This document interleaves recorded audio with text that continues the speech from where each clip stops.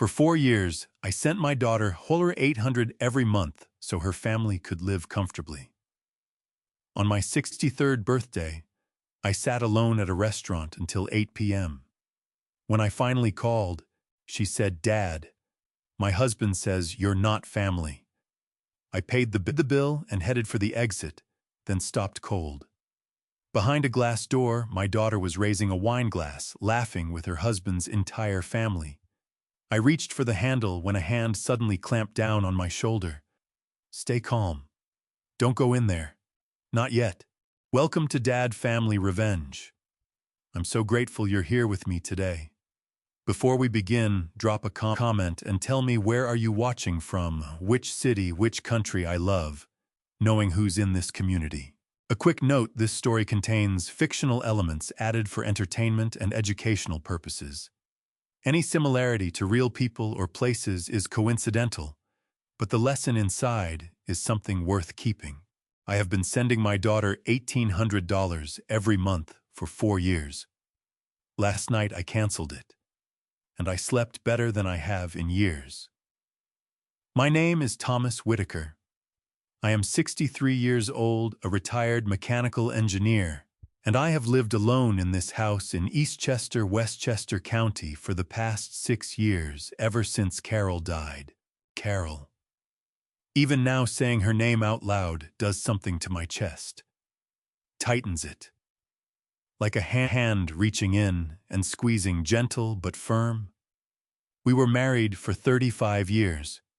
She grew the roses in the front yard, the dark red ones that still bloom every September, like they're trying to remind me she was here.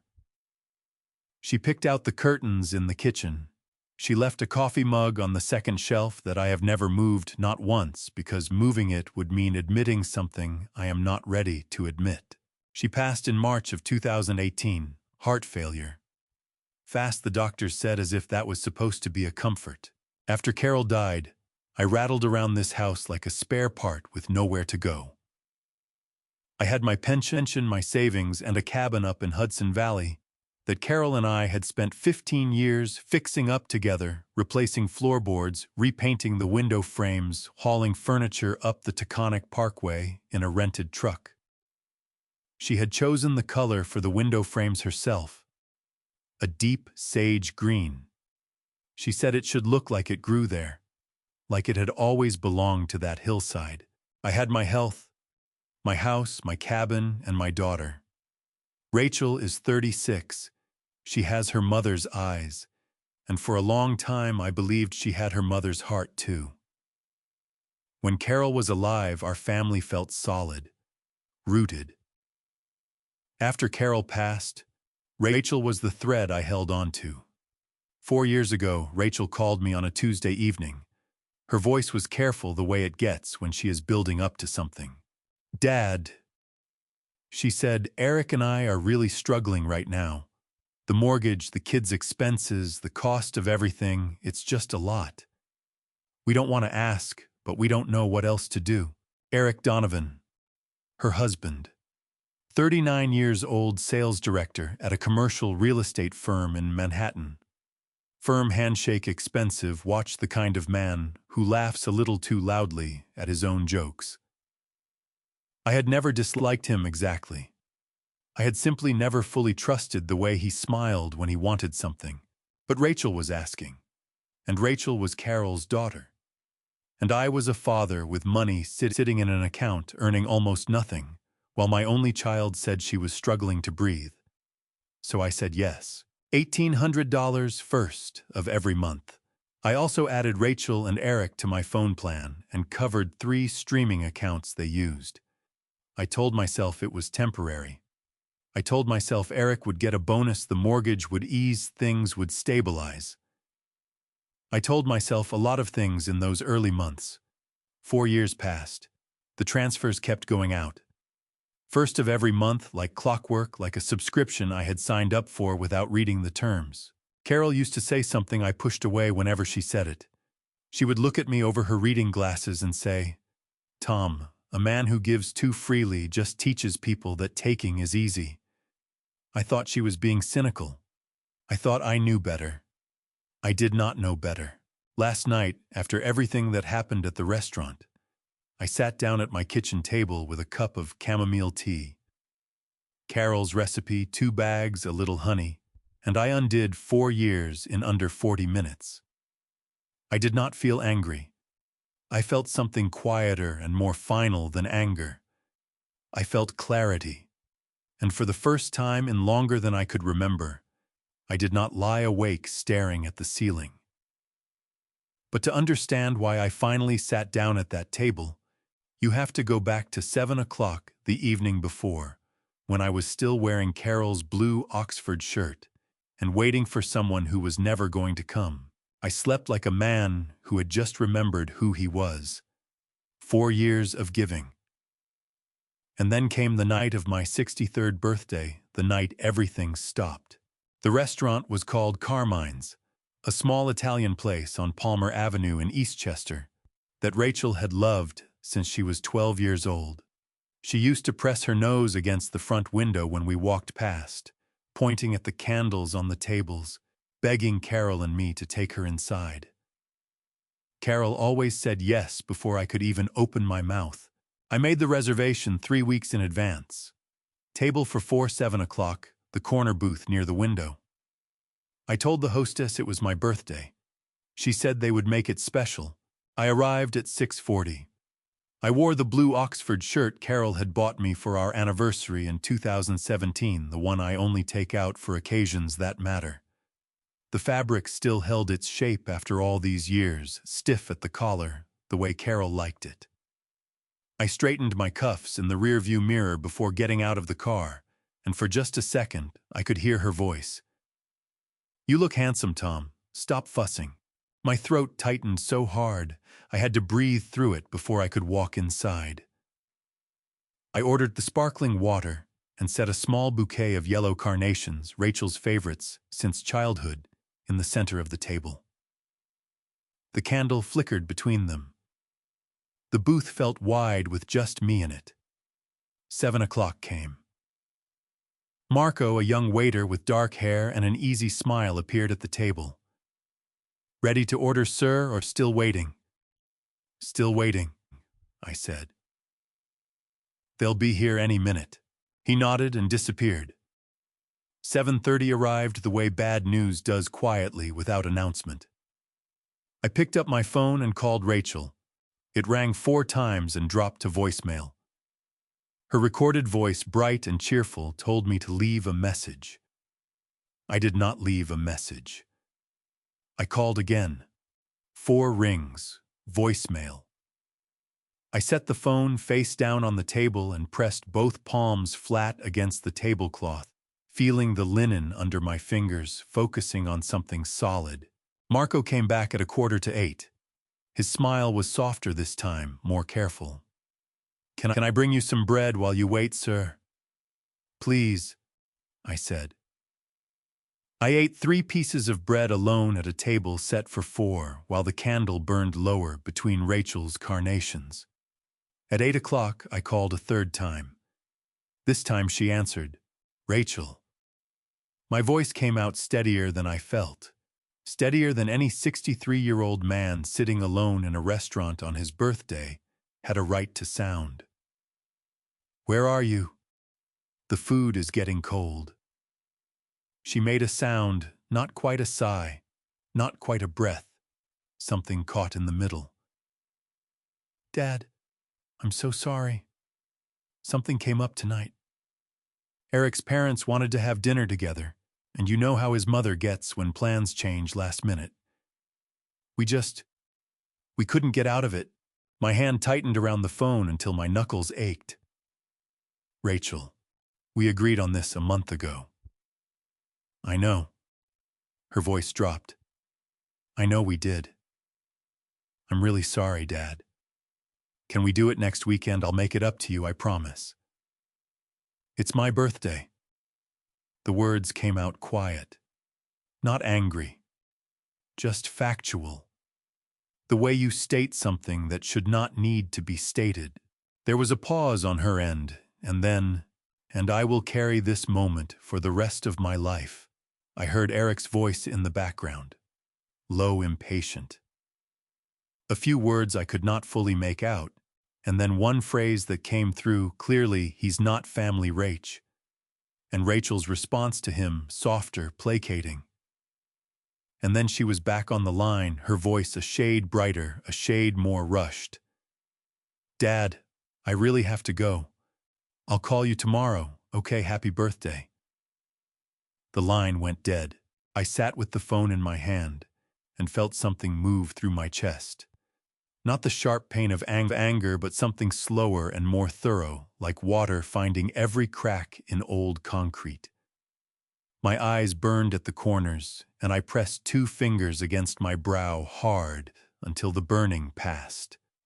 Marco materialized at the edge of the table. He looked at the empty seats, at the carnations at my face. He was young enough to be my grandson, and old enough to understand what he was looking at. "Sir," he said gently, "can I get you anything?" I straightened in my seat. "I'll have the linguine," I said, "and a glass of the house red." I ate alone. The linguine was good. The wine was better. Marco refilled my water glass twice without being asked, and when he brought the check, there was a small plate beside it, a single slice of tiramisu with a birthday candle pressed into the cream. He lit it without ceremony, set it in front of me, and said very quietly, "Happy birthday, Mr. Whitaker." My jaw tightened so hard my back teeth ached. I nodded once because I did not trust my voice. A stranger in a restaurant kitchen had shown me more decency that night than my own family. I paid the bill, left Marco a $40 tip on a $60 check, and stood up. I buttoned my jacket. I picked up the carnations. I was not going to leave them there for someone else to throw away, and I walked toward the exit through the narrow hallway that ran along the back of the restaurant. That was when I saw the light through the glass. The private dining room on the other side of the hallway had a long window that looked out into the corridor. The curtain was half drawn, and through the gap in the warm amber light of a room full of people, I saw my daughter. Rachel was laughing. Her head was thrown back. Her hand pressed against Eric's arm. Her whole face open and bright in a way I had not seen directed at me in longer than I could remember. Eric sat beside her, relaxed, one arm draped over the back of her chair. Around the table, 15, maybe 16 people, his parents, his siblings, cousins, friends, raised their glasses and talked over each other with the easy noise of people who belong together. The table was covered with wine bottles, platters of food, the kind of spread that costs $400 before the dessert menu. My daughter had not been caught in an unavoidable obligation. She had made a choice. My free hand moved to the door handle before my brain caught up with my body. The metal was cool against my palm. Through the glass, Rachel laughed again at something Eric's father said, and I watched her face and felt the last warm corner of the evening go cold inside my chest. Then a hand landed on my shoulder from behind, firm, steady, familiar. "Tom." The voice was low. "Stay calm. Don't go in there. Not yet." I turned around. Jack Mercer stood in the hallway behind me, his reading glasses pushed up on his forehead, his dinner napkin still in his left hand. 65 years old, white-haired, with the kind of face that has seen enough of human nature to stop being surprised by it. 30 years as a family law attorney in White Plains will do that to a man. "Jack." My voice cracked on the single syllable, and I hated it. I pressed my lips together hard. "Did you see?" "I saw," he said. His hand was still on my shoulder. "I saw everything, Tom. Come outside with me." 4 years of giving. And now I understood, standing in that hallway with carnations in my hand and my birthday shirt still neatly buttoned, exactly what all of it had been worth to them. Jack steered me toward the front entrance with one hand still firm on my shoulder, and I let him, because 63 years of living has taught me that when a man you trust puts his hand on you and says, "Don't you stop moving," and you listen. The night air outside Carmine's hit me like a glass of cold water. October in Westchester carries a particular kind of chill, not brutal, not yet, but honest. The kind that reminds you that warmth is something you have to earn back. I stood on the sidewalk with Carol's carnations still in my hand and breathed until my chest stopped feeling like a fist was squeezing it from the inside. Jack came to stand beside me. He had his jacket on now, his reading glasses folded into his breast pocket. Behind us, through the restaurant's front window, I could hear the muffled sound of other people's celebrations. "Diane's still inside," he said. "She saw your face when you walked past our table. She told me to go." "How long were you sitting there?" I asked. "Long enough." He looked at me steadily. "Tom, I need to tell you something, and I need you to hear it before you decide what to do next." My jaw tightened. "Then tell me." Jack reached into the inside pocket of his jacket and produced a small leather notebook, the kind he had carried for as long as I had known him, through 30 years of depositions and courtrooms and client meetings. He opened it to a page near the back and held it out to me under the glow of the streetlight. The handwriting was his precise, slanted, the way it always looked when he wrote something down fast because he needed to remember it exactly. After tonight, he'll know exactly where he stands. ED to his father, private dining room, Carmine's, approx. 7:15 p.m. I stared at the words until they stopped moving. Eric said this. My voice came out low and flat, stripped of everything except the question itself. "I was walking back from the men's room," Jack said, "and the curtain on their private room wasn't fully drawn. I wasn't trying to listen. But when I heard your son-in-law's voice saying those words to his father, I stopped." He tapped this notebook. 30 years as an attorney, Tom. You write things down the moment you hear them. Date, time, exact words. I had my pen out before I reached our table. The carnations in my hand were trembling slightly. I realized after a moment that my hand was the thing trembling, not the flowers. "He knew I was here," I said. It was not a question. Rachel mentioned the restaurant to him. He chose the same location. Jack's voice was careful, measured the way it gets when he is building an argument brick by brick. "Tom, this wasn't a coincidence. Eric booked that private room, knowing you would be in the main dining room. He wanted you to see them in there. He wanted you to walk through that door." I turned to look back at the restaurant window. Through the glass, the warm light of other people's evenings flickered and moved. "If I had walked in there," I said slowly. "You would have made a scene in front of 15 members of his family," Jack said. "And by tomorrow morning, Rachel would have heard a story about her father losing his temper at a family dinner. Eric would have had exactly the narrative he needed, the controlling, difficult father-in-law who can't respect boundaries." He paused. "He needed you to be the problem, Tom. You almost gave it to him for free."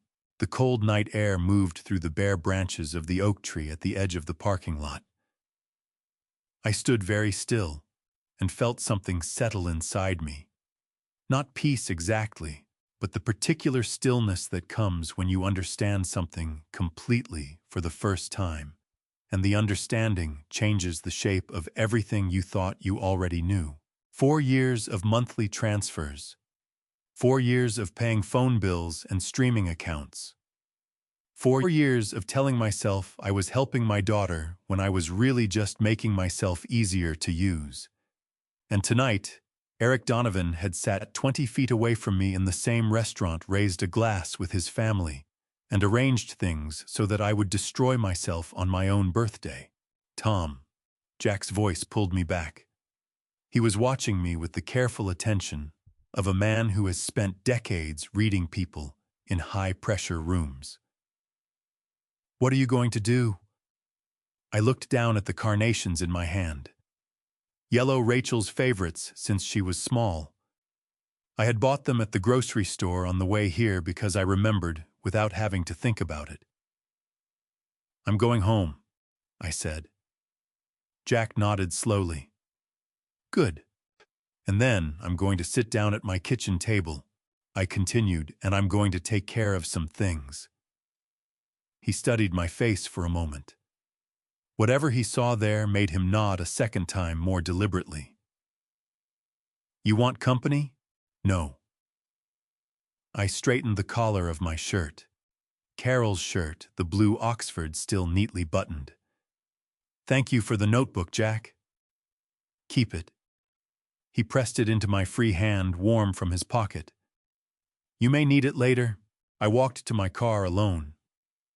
The parking lot was quiet, just the sound of my shoes on the asphalt and the distant hum of Route 22 traffic somewhere beyond the tree line. I set the carnations carefully on the passenger seat, started the engine, and pulled out onto Palmer Avenue. My hands on the steering wheel were perfectly steady. My breathing was slow and even, and behind my eyes, very quietly, something that had been soft and uncertain for 4 years was hardening into something I recognized: clarity.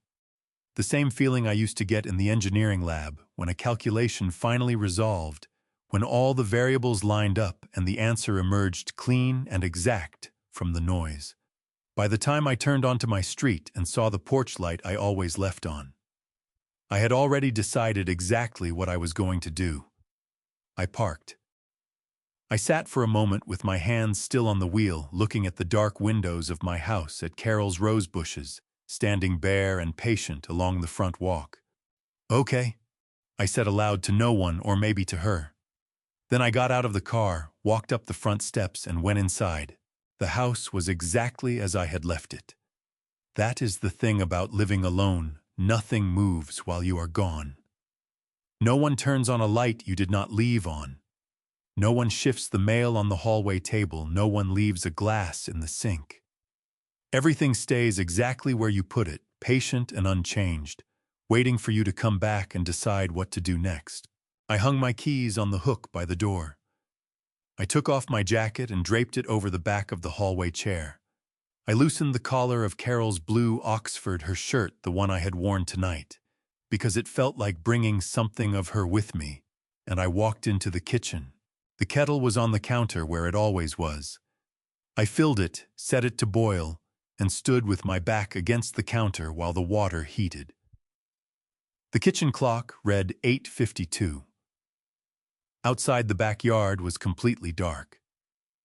Carol's rose bushes were just shadows through the glass, bare and sleeping. I made chamomile tea. 2 bags a little honey, the way Carol taught me. I carried the mug to the kitchen table and set it down beside my laptop.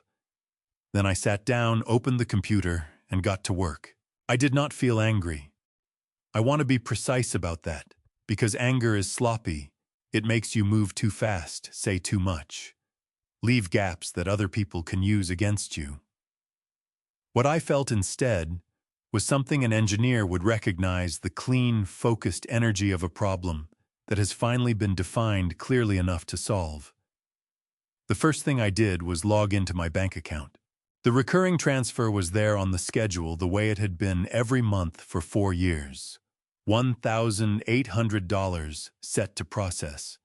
At 9 the following morning, moving from my checking account into Rachel and Eric's joint account like water running downhill. I had set it up so automatically, so trustingly, that I had not looked directly at it in over a year.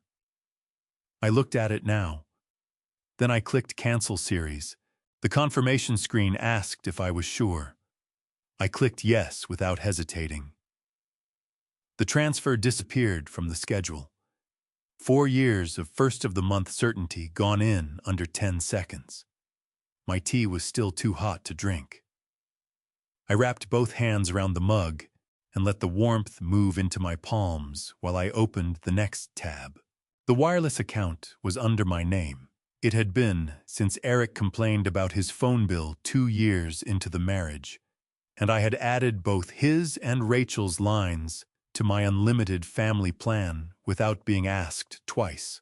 I navigated to the account management page, found Rachel's number, and Eric's number listed neatly under my plan, and selected both. I paused for just a moment before clicking Remove Lines. There would be an early termination fee. The carrier charged $230 per line when you removed a number mid-contract. $460 total.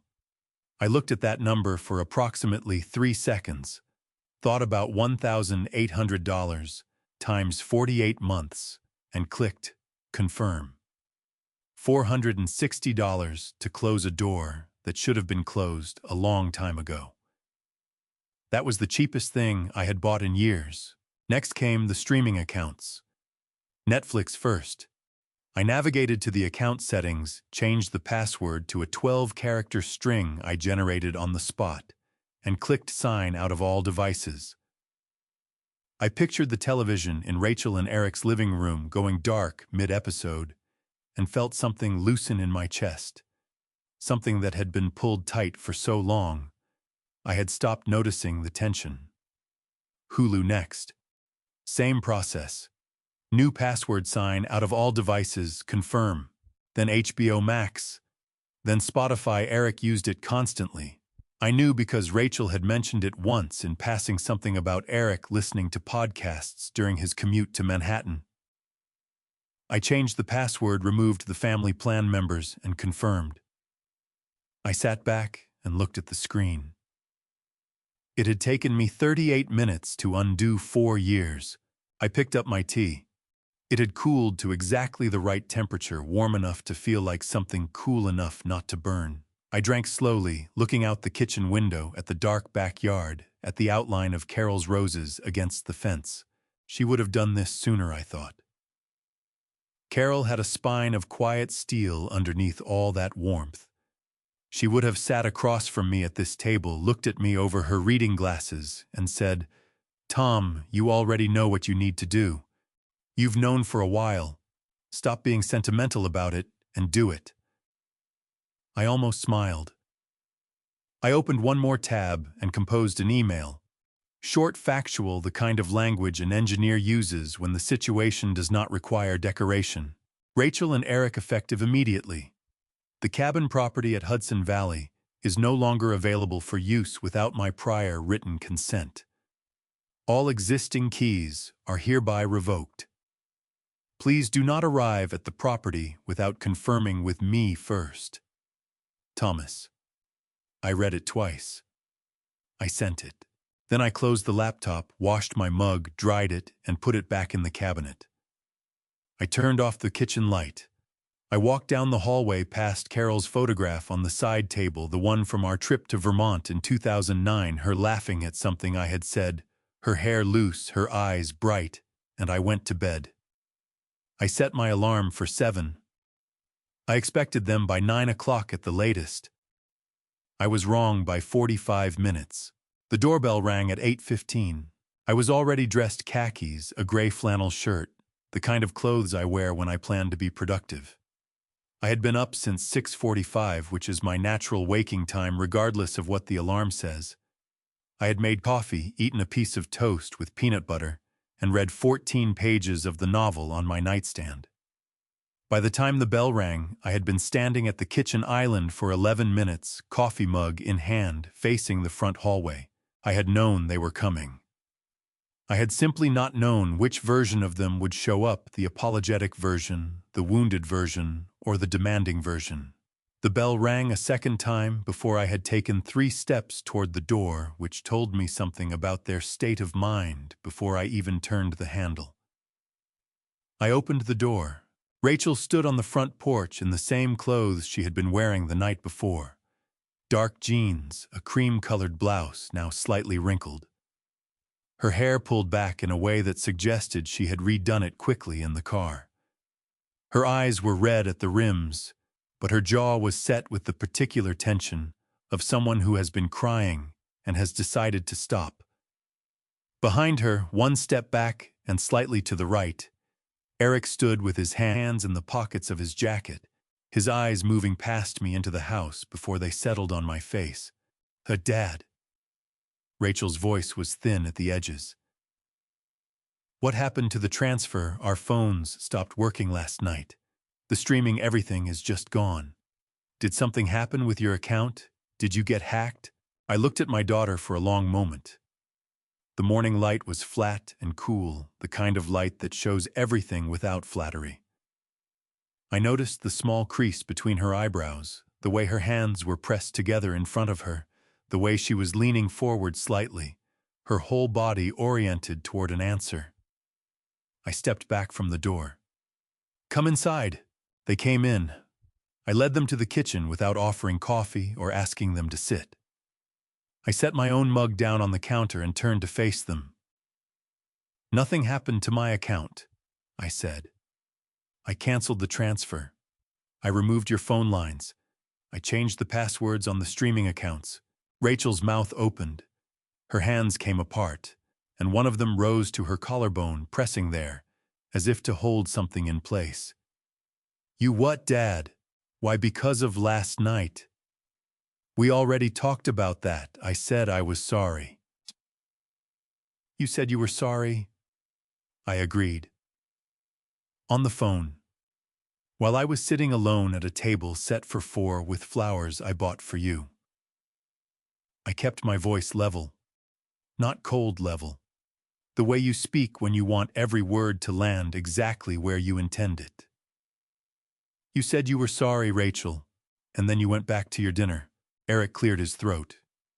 He had moved to stand beside the kitchen island, one hand resting on the counter with a casualness that struck me as practiced. "Tom, look, last night was a miscommunication.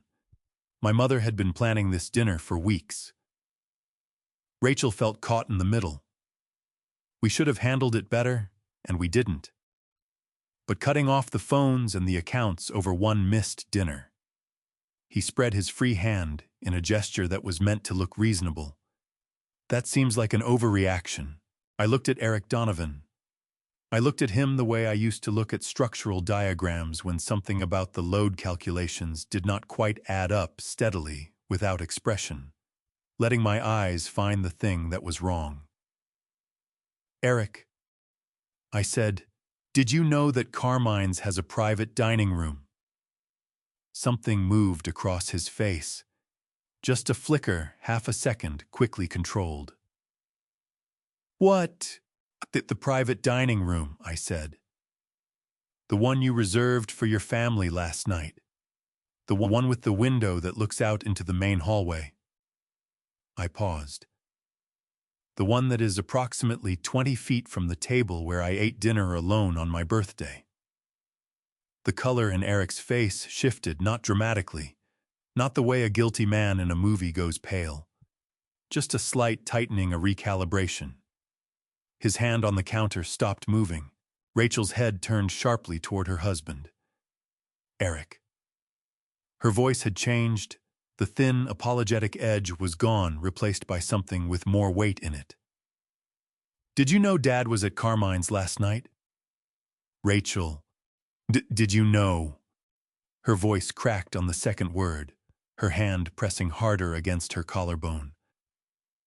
"Because I mentioned the restaurant to you last week. I mentioned it when Dad and I were on the phone and you were right there in the kitchen and you said—" She stopped. Something was working through her expression, something that looked like the beginning of a realization she did not want to finish having. "You said that place was too far for us to drive on a Friday." Eric's jaw tightened. "I don't remember saying that." "I do." Rachel's eyes were bright now, bright with something that was not quite tears and not quite anger, but was somewhere uncomfortably between the two. "I remember exactly because I thought it was strange. You never cared about the drive before."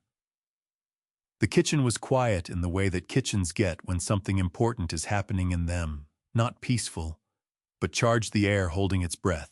I walked to my home office, opened the filing cabinet, and pulled out the manila folder I had prepared the night before. I carried it back to the kitchen and set it on the island in front of Rachel. "Open it," I said. She looked at the folder, then at me, then back at the folder. Her fingers shook slightly as she lifted the cover. Inside were 48 bank statements, each one bearing a highlighted line, $1,800, outgoing first of every month for 4 years. Rachel pulled out the top statement. Her eyes moved down the page. Her lips moved slightly, counting. Then she looked up at me with an expression I had never seen on her face before, a kind of stripped open, undefended confusion that made her look suddenly much younger than 36. "Dad," she said. Her voice had dropped to almost nothing. "This says 1,800. "Yes," I said. Every month for 4 years." She turned to Eric. The movement was slow, deliberate, like someone turning to face something they have been avoiding. "Eric." Her voice was very quiet now, the quietest it had been since they arrived, and somehow that made it more forceful than anything else she had said. "He says 1,800. You told me he was sending 1,000. Eric's hand left the counter. He straightened up slightly, and I watched him assemble a response the way I had watched him do it before. That brief, almost invisible pause, where he sorted through available explanations and selected the most useful one. "The numbers get complicated between accounts," he said. "Some of it was going to cover joint expenses, things that come out of different places. It's not as simple as one line on a statement." Rachel's chin came up. Her eyes were filling now, not spilling, just filling that stage of tears where a person is fighting to stay in control because they are not ready to stop fighting yet. "Then show me," she said. "Show me the joint expense account. Show me where the $800 went every month for 4 years. Eric said nothing. A muscle in Rachel's jaw twitched. Her hand gripped the edge of the statement so hard the paper bent. "Show me the receipts, Eric." "Show me anything," the refrigerator hummed. Somewhere outside, a car passed on the street. Eric looked at me, then at Rachel, then at a point somewhere between us that belonged to neither. "I'll have to pull the records together," he said. "I don't have everything in front of me right now." Rachel set the bank statement down on the island very carefully, very precisely, as if she were setting down something fragile that she did not trust herself to hold for another second. I said nothing. I did not need to. Some questions answer themselves if you simply leave enough room for the silence to work. Eric pulled out his phone. He stood at my kitchen island with the posture of a man who has decided that motion is better than stillness. Scrolling through something with his thumb, his jaw set, his eyes not quite meeting either mine or Rachel's. "Let me pull up the account," he said. "I can show you the transfers, the expense breakdowns. It's all there, it just takes a second to find." Rachel watched him, with her arms crossed over her chest. Her fingers pressing into her own forearms hard enough that I could see the indentations from across the island. Her eyes had not left his face since she put the bank statement down. She was not crying anymore. Something past crying had settled into her expression, a flatness, a waiting quality, like a woman standing at a window watching weather roll in, and knowing there is nothing to do but watch it come. Take your time," she said. Her voice was perfectly steady and absolutely devastating. Eric scrolled again. His thumb moved faster. A small crease appeared between his eyebrows that had not been there 60 seconds ago. I drank my coffee. "It's the categories are set up in a way that makes it hard to read on the phone," Eric said. "I'd need to pull it up on the laptop at home, print out the breakdowns." "Eric." Rachel's voice cut through his sentence like a blade through paper. "You manage our finances. You could have managed every account, every bill, every transfer for 4 years. You told me specifically more than once that my father was sending $1,000 a month. You said he wanted to keep it modest. You said he felt uncomfortable giving more." Her voice cracked on the last word, just slightly, and she pressed her lips together hard before continuing. Did you lie to me? The refrigerator compressor kicked on. Outside, a delivery truck rumbled past on the street. Eric lowered his phone. When he looked up at Rachel, his expression had shifted into something I recognized, the carefully assembled look of a man trying to decide which version of the truth is least damaging. It's more complicated than that, he said. The money moved through different accounts. Some of it went to things you benefited from without realizing. Which things? Rachel's chin came up, and I saw Carol in her face. Then the set of the jaw, the absolute refusal to be talked around. Name one thing. One specific bill, one specific payment with a date and an amount. Eric's mouth opened, closed. Rachel laughed. It was not a happy sound. It came out short and sharp, almost like a cough, the laugh of someone who has just understood a joke that was told at their expense. She turned away from him and pressed both hands flat on the kitchen counter, her shoulders rising and falling with a single deep breath. Rachel. Eric's voice shifted register, softer now, reaching for something conciliatory. Let's not do this here. Let's go home and sit down, and I can explain everything properly. He always told me not to ask you about the money, Rachel said. She was still facing the counter, still not looking at either of us. He said it would make you feel like we were counting your gifts. He said you were private about it, and it would hurt your feelings if I brought it up. She turned around slowly. Her eyes found mine, and in them I saw something that looked like the beginning of a long, painful reckoning. Is that what he told you about me that I didn't want to know? My chest tightened. No one told me anything about you, Rachel, I said quietly. I sent the money because you asked. I assumed you knew what I was sending. She nodded. A single nod, very small, very controlled. Then she looked back at Eric, and whatever was left of the careful social architecture between them cracked visibly right there at my kitchen island at 9:30 in the morning. Get out of my way, she said to him. I need some air. She walked past him through the kitchen and out the back door. Through the window above the sink, I watched her cross the patio and stop at the edge of Carol's rose garden. Her arms wrapped around herself, her back to the house. Eric and I stood alone in the kitchen. He straightened his jacket. He picked up his phone and put it in his pocket. He looked at me with an expression that was trying very hard to be neutral and was not quite succeeding. I'll get the paperwork together, he said. You'll see it all makes sense. I looked at him the way I had looked at the structural diagram of a bridge once years ago, when I knew before the calculation was finished that the numbers were not going to hold. Drive safe, Eric, I said. He left through the front door.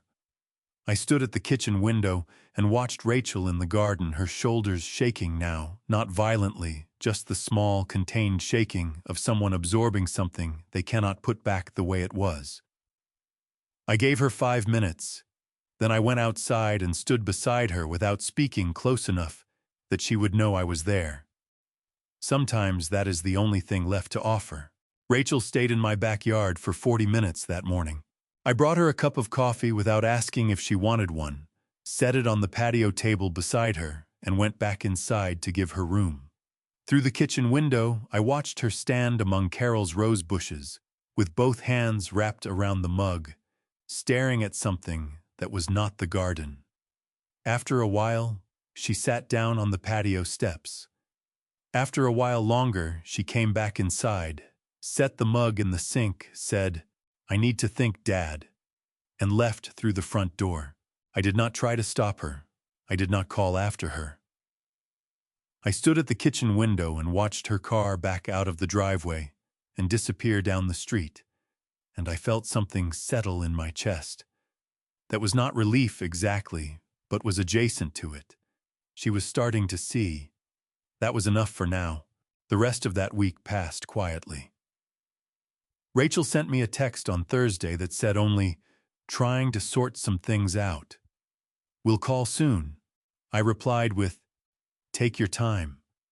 Eric did not contact me at all, which told me he was either regrouping or waiting to see which way Rachel would land. I used the quiet to think. An engineer does not make decisions based on incomplete data. He gathers, he measures, he verifies. I had 48 bank statements telling me that $1,800 had left my account every month for 4 years. What I did not have was any accounting of where it had gone. Eric had promised paperwork he had not produced. In the absence of his explanation, I decided to conduct my own assessment. On Saturday morning, I drove to Scarsdale. The neighborhood where Rachel and Eric lived was called Heathcote, a quiet grid of wide streets and mature trees about 4 miles from the Scarsdale train station. The houses there ran between $800,000 and $1.2 million, which I knew because I had looked it up the previous evening.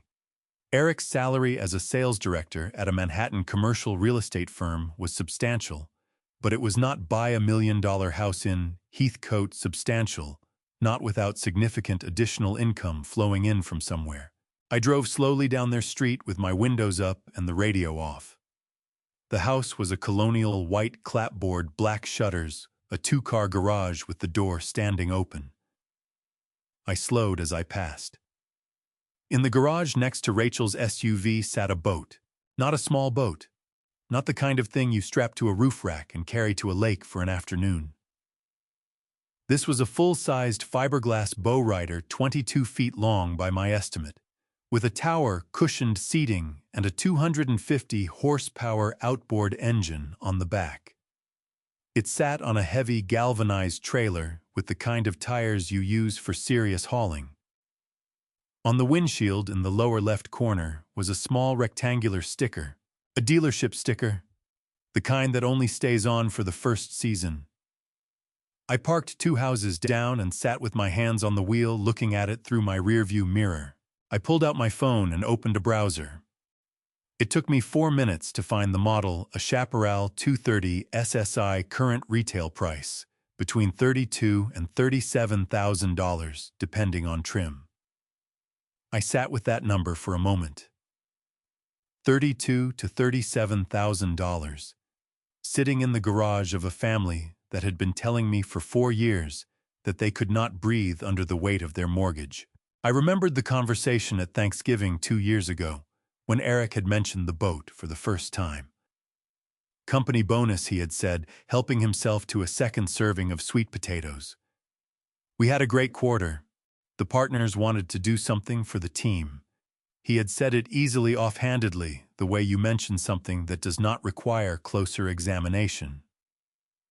I had nodded and passed the cranberry sauce and thought nothing of it. I thought about it now. I drove home the long way past the Scarsdale Golf Club on Fenimore Road. Rachel had mentioned the club once 2 summers ago. Something offhand about Eric's Saturday mornings, the way she said it, making clear it was a regular thing. I had not thought much of it at the time. I thought about it now. I pulled into the visitor parking area and walked to the front entrance. The woman at the front desk was polite and unhelpful in equal measure, but she confirmed when I asked whether a member named Eric Donovan was listed that she could not share membership information. The careful non-answer of someone who has been trained to protect member privacy was in its way an answer. I already knew the club's annual membership fee. I had looked it up the night before, along with the house prices. $8,000 a year minimum for a social membership. More for golf privileges. I sat in my car in the club parking lot and did arithmetic on my phone. $34,000 for the boat conservatively. $8,000 a year for the club times however many years. The Heathcote mortgage on a house in that price range would run somewhere between $4,000 and $5,000 a month. Eric's base salary, from what Rachel had mentioned over the years, was in the range of $110,000, not counting commissions, which varied year to year, and which he never discussed in specific terms. Even with a strong bonus year after taxes and the mortgage on a Heathcote Colonial, the numbers were tight. After taxes on base alone, that left him roughly $6,800 a month to work with, the numbers did not work. Not without help. Not without, say, $800 a month moving quietly from my account into theirs, month after month, year after year, while Rachel was told her father was only sending $1,000. I put my phone in my pocket. I looked through the windshield at the manicured entrance of the Scarsdale Golf Club, at the members moving in and out through the glass doors, at the world that my money had been quietly subsidizing for 4 years. Then I drove home. I did not feel angry. I felt something colder and more permanent than anger. I felt the specific clarifying sensation of a man who has just verified his hypothesis and no longer has any reason to doubt his next move. That evening, my phone buzzed on the kitchen counter. A text from Rachel Eric says you're overreacting. Can we talk tomorrow? I read it twice, set the phone face down on the counter. Walked to the window and looked out at Carol's rose bushes in the early dark. We'll talk, I thought. But not about what you think.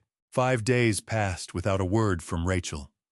No call, no text, nothing beyond the digital silence of a person who has gone to ground to figure out which story they are going to tell themselves. I watered Carol's roses on Monday and Tuesday. I finished the novel on my nightstand on Wednesday. I did not reach out first because reaching out first had been my default position for 4 years, and I was done with defaults. Thursday morning I was in the front yard deadheading the last of the autumn blooms when I heard a car turn onto my street. I recognized the sound of Rachel's SUV before I saw it, a particular rattle in the undercarriage she had been meaning to get fixed since last spring. I straightened up and watched it pull to the curb. Rachel got out of the driver's side. She opened the rear door and I heard Owen before I saw him, his voice carrying across the yard with the pure, unfiltered volume that 8-year-old boys deploy, without any awareness of its effect on the world around them. Grandpa. He came up the front walk at a dead run, backpack, bouncing sneakers, slapping the pavement. He hit me at waist height with enough force to take a step back. His arms locked around me, his face pressed into my jacket. My chest filled with something warm and uncomplicated. I put both arms around him and held on. "Hey, buddy," I said. My voice came out rougher than I intended. "Hey." Sophie came up the walk behind him slower, dragging her backpack by one strap along the ground. She was 5 years old and had Carol's coloring, the same dark hair, the same serious expression she wore when she was taking in a new situation. She stopped at the bottom of the porch steps and looked up at me with large, considering eyes. "Hi, Grandpa Tom," she said formally, the way she always did, as if we were being introduced for the first time. "Hi, Miss Sophie," I said, equally formal the way I always responded, and she allowed herself a small smile. I looked up at Rachel. She was standing at the end of the front walk with her keys in her hand, not moving toward the house. She had her sunglasses on despite the flat October overcast, which told me something about the state of her eyes underneath them. "Rachel," I said, "come inside. I'll make coffee." "I can't." She was already stepping back toward the driver's door. "I have appointments today. Back by 5, okay? They have their lunches." The door closed. The engine turned over. I stood on my front porch with Owen's arms still around my waist and Sophie's backpack still dragging on the ground, and I watched my daughter's SUV pull away from the curb and disappear around the corner at the end of the block. Not a question. Not a please. Not even the pretense of asking. Owen pulled back and looked up at me. His face was bright and entirely unconcerned with anything that had just happened. "Can we make pancakes?" he asked. I looked down at him. 8 years old, his grandfather's nose, his grandmother's eyes. a boy who had done nothing wrong and knew nothing about any of this. "We can absolutely make pancakes," I said. We made pancakes. Owen handled the batter with the focused intensity he brought to everything physical, stirring in tight circles, deeply suspicious of lumps. Sophie sat on the counter beside the stove and supervised, offering corrections in a serious tone that made me press my lips together to keep from laughing. I cooked 6 pancakes, and we ate them at the kitchen table with maple syrup and sliced bananas, and for 45 minutes, the kitchen smelled like Saturday mornings used to smell when Rachel was small and Carol was still here. Owen ate 4 pancakes. Sophie ate 1.5 and declared herself finished. Afterward, we built a fort in the living room, using every spare blanket in the linen closet, which turned out to be 11. Owen engineered the structure with opinions about load-bearing corners that delighted me more than I could say. Sophie furnished the interior with 3 throw pillows and a flashlight she found in the kitchen drawer, and announced that it was a house, not a fort, and that forts were for boys. At 11:30, Owen crawled out of the fort and sat beside me on the couch, while Sophie reorganized the interior for the 4th time. "Grandpa," he said, "how come you don't come to our house anymore?" The question landed the way the simple ones always do, without warning, without padding, with the full, undefended weight of a child who simply wants to understand something. I put my arm around his shoulders. He leaned into me the way kids do when they trust you completely, his weight easy and warm against my side.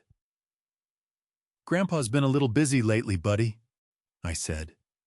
It was the only lie I told in this entire story. And it was the only one worth telling. We spent the afternoon reading.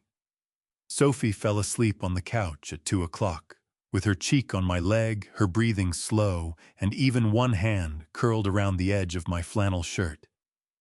I sat very still for 40 minutes, so as not to wake her.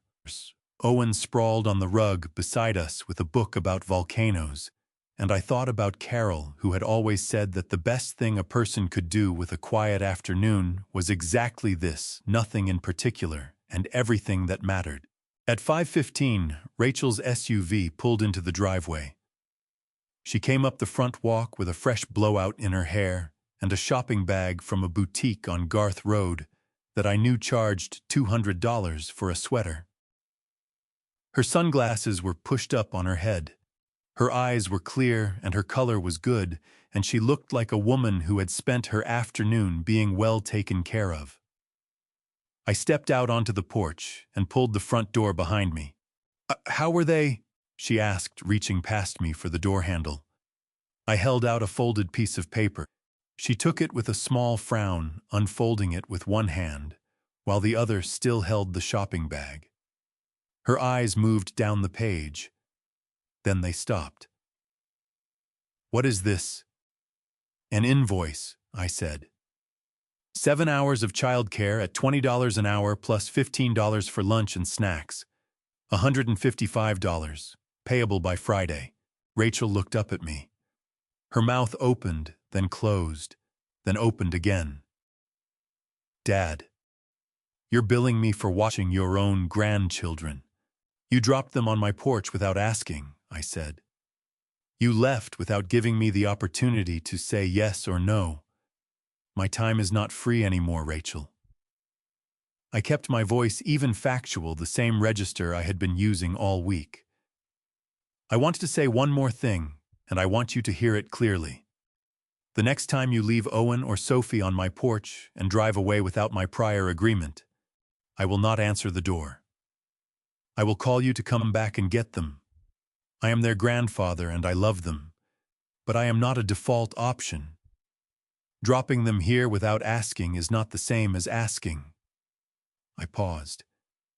"The invoice is about my time. What I just told you is about something different. Do you understand the difference?" Rachel's face had gone through several expressions, in rapid succession. Surprise, indignation, something that flickered briefly towards shame, and finally a kind of careful reassessment, as if she were looking at me through a lens she had not known existed until this moment. She took the invoice. She gathered the children. She got them into the SUV with the practiced efficiency of a woman running on momentum rather than intention, and she backed out of my driveway without another word. That evening, Diane Mercer called to check on me. I told her I was fine.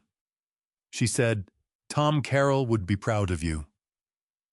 I thanked her and meant it more than she probably knew. I went to bed early. I did not sleep right away. I lay in the dark and listened to the house settle around me and thought about Owen's weight against my side and Sophie's hand curled in my flannel shirt, and I decided that whatever happened next, I was going to protect my relationship with those two children, even if it meant rebuilding it from the ground up. In the garage below me in the corner where Carol's toolbox used to sit there was an empty space I had not yet allowed myself to look at directly. I was going to have to look at it soon. Before I tell you what I found in that garage, and I promise you nothing could have prepared me for it. Drop the number 9 in the comments right now so I know you're still with me. Every single comment means the world to me. And one more thing, the next part of this story contains some fictional elements shaped for reflection and educational purposes. If that's not for you, it's completely okay to step away, no hard feelings at all. I found the empty space on a Friday morning. I had gone down to the garage to find a wood clamp, a simple thing, a 10-minute errand. The garage was organized the way Carol and I had always kept it. Tools on the left wall, garden equipment along the back, the workbench under the single window that looked out onto the side yard. I knew where everything was without looking. 35 years of marriage builds that kind of knowledge into your bones. I crossed to the left wall and reached for the wooden chest that had sat in the same spot for 22 years, a dark walnut case, hand-fitted hinges, a brass latch that Carol had polished every spring without being asked. Inside that chest was a set of 19th-century wood-carving chisels that Carol and I had spent 2 decades collecting. 12 pieces, each one sourced from a different estate sale or antique market between Vermont and Pennsylvania. The full set was worth somewhere between $4,000 and $6,000. More than that, it was the record of 20 years of Saturday mornings Carol and I had spent together driving back roads, stopping at roadside markets, arguing cheerfully over prices. The chest was not there.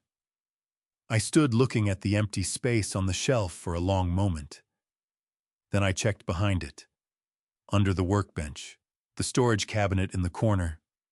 I went through the garage methodically, the way an engineer goes through a system when something does not add up, starting from the last known position and working outward. The chest was gone. I went inside and called Rachel. She answered on the second ring, and when I described what I was looking for, something happened in the quality of her breathing. A small, almost imperceptible shift, the sound of a person buying themselves a moment. "Let me ask Eric," she said. "I'll call you back." She did not call back that day, or the next. On Sunday afternoon, my phone finally rang. "Dad." Her voice was thin and careful, the way it gets when she is about to say something she has been rehearsing. "I need to tell you something. About the chisels." My hand tightened around the phone until the knuckles ached. "Tell me." "Eric sold them."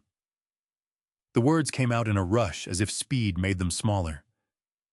"About 6 months ago, to an antique shop in Brooklyn. He said he needed the cash for something, and I—" She stopped, started again. "Dad, I'm so sorry." The garage was quiet around me. I could hear the refrigerator running upstairs through the ceiling. "Rachel." My voice came out very level. "Did you know when he did it?"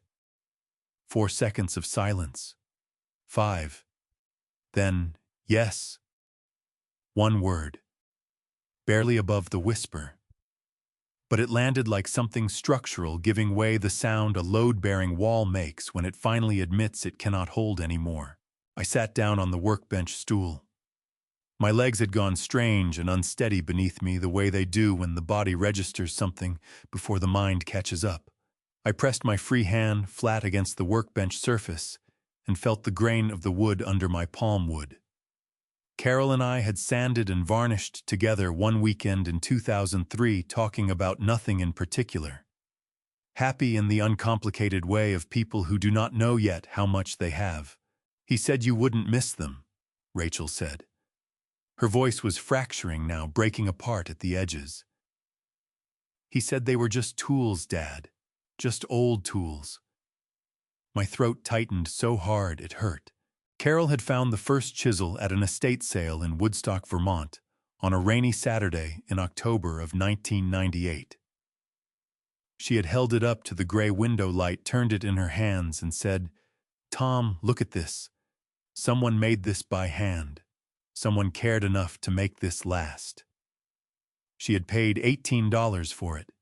She had been so pleased with herself that she talked about it the whole drive home. Just old tools. "Which shop?" I asked. Rachel gave me the name, somewhere in Carroll Gardens, Brooklyn. I wrote it down on the back of an old receipt from my jacket pocket. I called them that afternoon. The line rang 8 times and went to voicemail. I called 2 other antique shops in the neighborhood, whose numbers I found online, describing the set, asking if they had seen it come through. Neither had, or neither remembered. I left my number with all 3 and heard nothing back. I called Jack that evening. He listened without interrupting the way he does when he is building a complete picture, before he says anything. "You could pursue it," he said finally. "Technically, it's larceny. He took property that wasn't his to take. But proving it without documentation, without serial numbers, with Rachel as the only witness who knew about it." He paused. "It would cost you more in time and stress than the tools are worth, Tom. And I don't think the tools are what you're really grieving." He was right. He usually is. I hung up the phone and sat alone in the garage with the lights on, looking at the empty space on the shelf where the walnut chest had sat for 22 years. Carol had spent 20 years filling that chest. Eric had emptied it in an afternoon. I stayed there until it was fully dark outside. Then I stood up, turned off the garage light, and went upstairs to find the locksmith's number. It was time to take back what was mine. The locksmith arrived at 8:30 Monday morning, which is exactly when I had asked him to come. He was a compact, efficient man in his 50s, who drove a white van with a magnetized sign on the door and worked without unnecessary conversation, which I appreciated. I showed him the front door, the back door, and the garage entry, and he got to work while I stood in the kitchen with my second cup of coffee and watched through the window. There is something clarifying about watching the locks on your own house being changed. Each cylinder that came out was one that Eric Donovan had a key for. Each new one that went in was one that he did not. It was not a dramatic process. It was a quiet, mechanical, entirely final one. By 9:45, I had 3 new sets of keys on my kitchen counter, bright and unscratched. I put one set in my jacket pocket, one set in the fireproof box in my home office, and one set in the ceramic dish on the hallway table where I had kept my keys for 30 years. Then I sat down at the kitchen table and composed an email.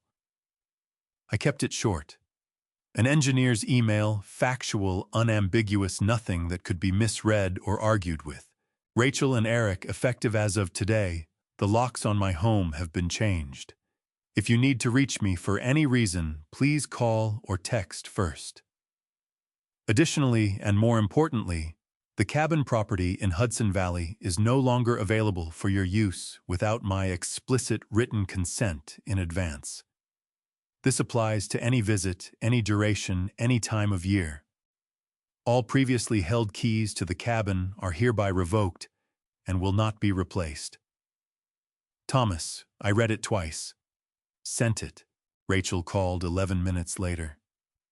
I knew it would be fast. I had underestimated by 4 minutes. Dad.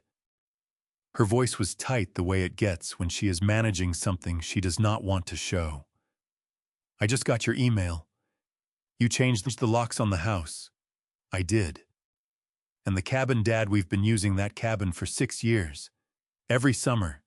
The kids love it up there." "I know they do," I said. "And I love having them there. That hasn't changed. What has changed is that no one goes up without asking me first and receiving a confirmation in writing."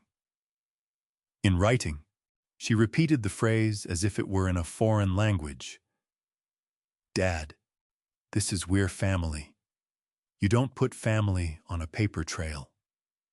I looked out the kitchen window at Carol's roses bare now in the early October cold, just brown canes, and the memory of what they had been 2 months ago. "Crucial." I said, 6 months ago, your husband went into my garage with a borrowed key and sold your mother's tools. Last week, you told me you knew about it when it happened and said nothing. That is the paper trail I am responding to." The line went very quiet. Not silence, I could hear her breathing the particular fast, shallow rhythm of someone fighting tears they do not want to cry. "Eric is furious," she said finally. "He says you're treating him like a tenant instead of family." Something moved through my chest. Not anger, but something tired and clear, like the last light before dark. "Then tell Eric," I said quietly, "that a tenant would have paid rent."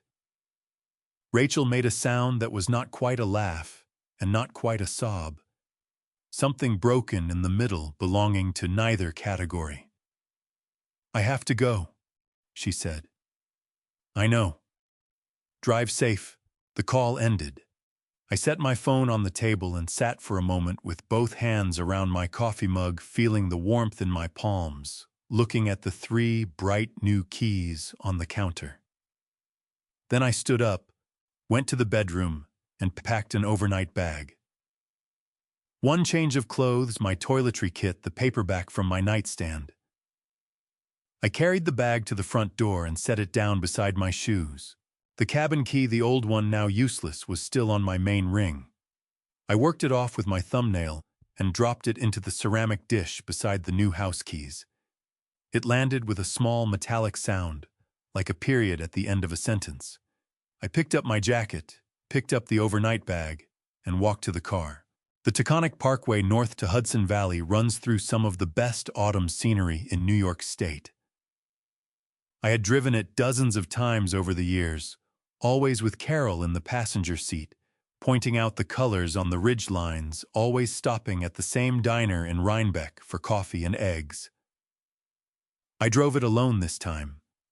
The trees were past their peak, the reds gone to brown, the gold going fast. Beautiful still, but in the way of things that are finishing rather than beginning. I had not been to the cabin since the previous November. I told myself I was prepared for whatever I would find when I unlocked the door. I was not. The cabin smelled right. That was the first thing, the smell of pine resin and cold air and the particular dry warmth of a wood-framed building that has been closed up for months. I stood in the doorway with my hand on the light switch and breathed it in. And for just a moment, it was any other arrival, any other year, Carol's voice somewhere behind me, saying to watch the step, because the threshold had always run a little high. Then I turned on the light and saw what was on the back door. The lock was wrong, not broken wrong. The deadbolt on the rear entry was a Schlag encode, a Wi-Fi-enabled electronic keypad unit with a brushed nickel finish that I had absolutely never installed. It was mounted cleanly screws, flush, the kind of installation that takes 20 minutes if you know what you are doing. Beside it, at eye level on the door frame, was a small adhesive hook, the kind used to hang a lockbox. The lockbox itself was on the front porch.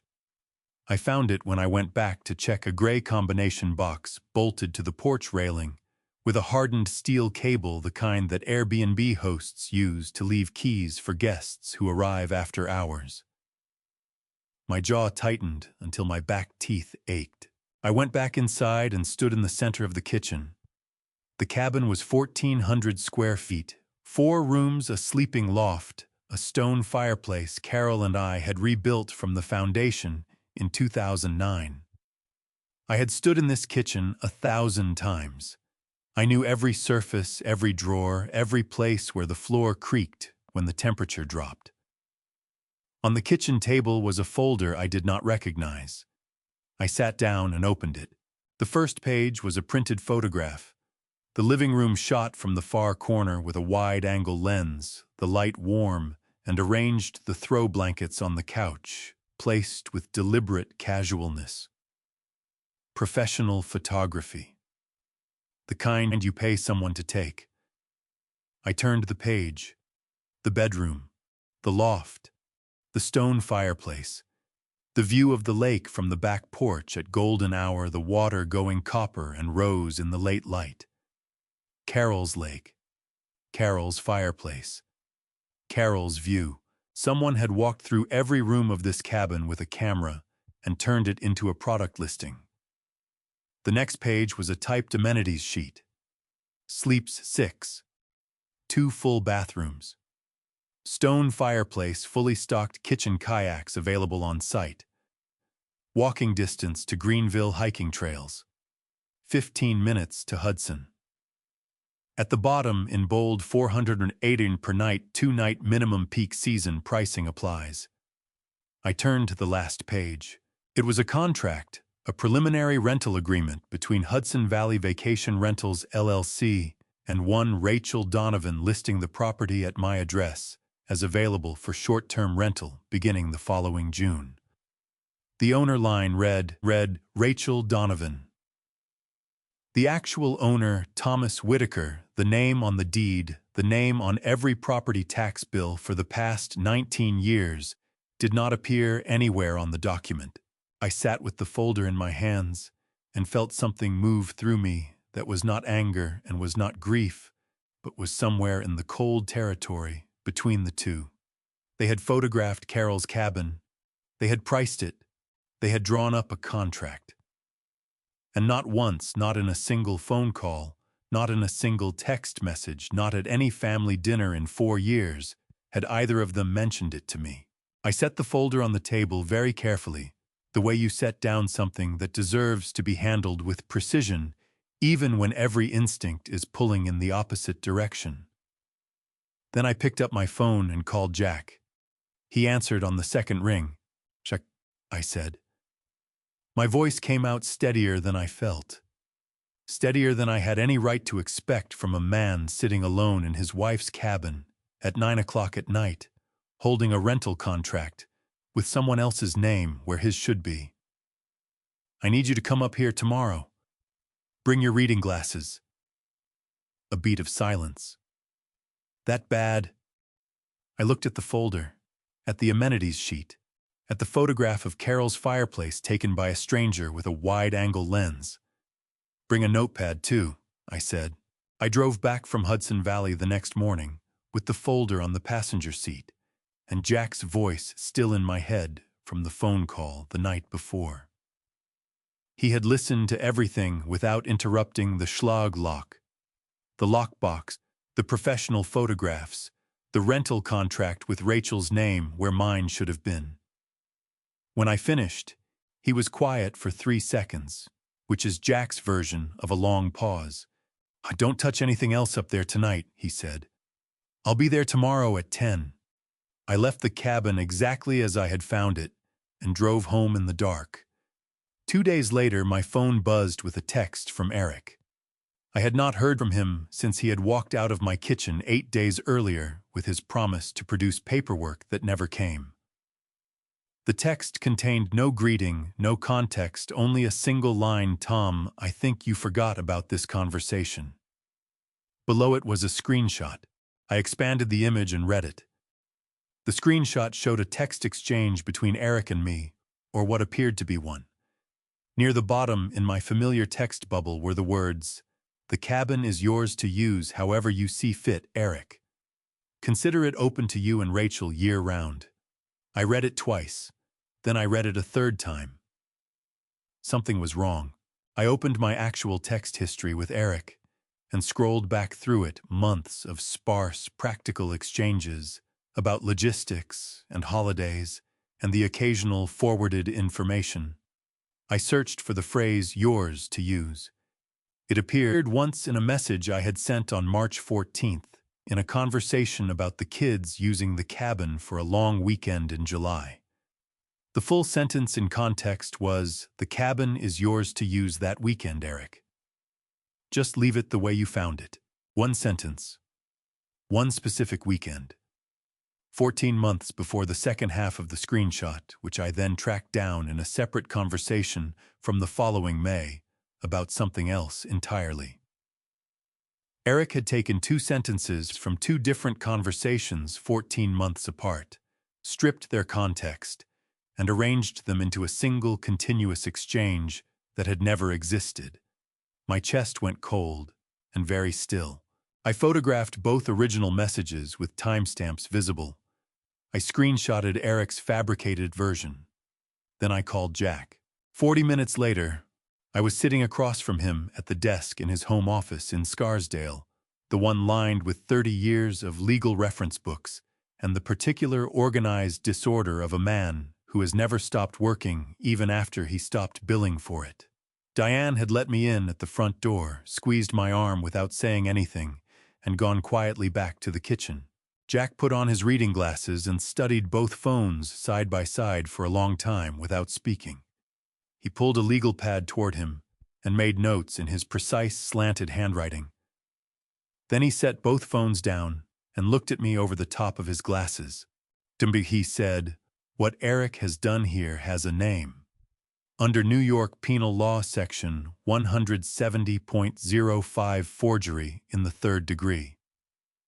He created a written instrument, a text conversation, that did not exist with the intent to use it to support a false claim about your property."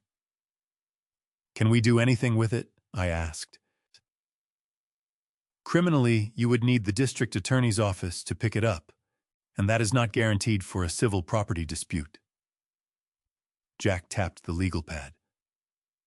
"But civilly, in any proceeding involving that cabin, this fabrication destroys his credibility completely. A man who manufactures evidence cannot be believed about anything else." He looked at me steadily. "I'm keeping copies of everything, dated, signed, witnessed by me. If Eric tries to use this screenshot anywhere with a rental company, with a lawyer, with anyone, we can demonstrate exactly what he did and when." The room was quiet, except for the sound of Diane moving in the kitchen down the hall and the tick of the mantel clock Jack had inherited from his father. Then Diane appeared in the doorway. She was carrying 2 mugs of coffee, and she set them on the desk without ceremony.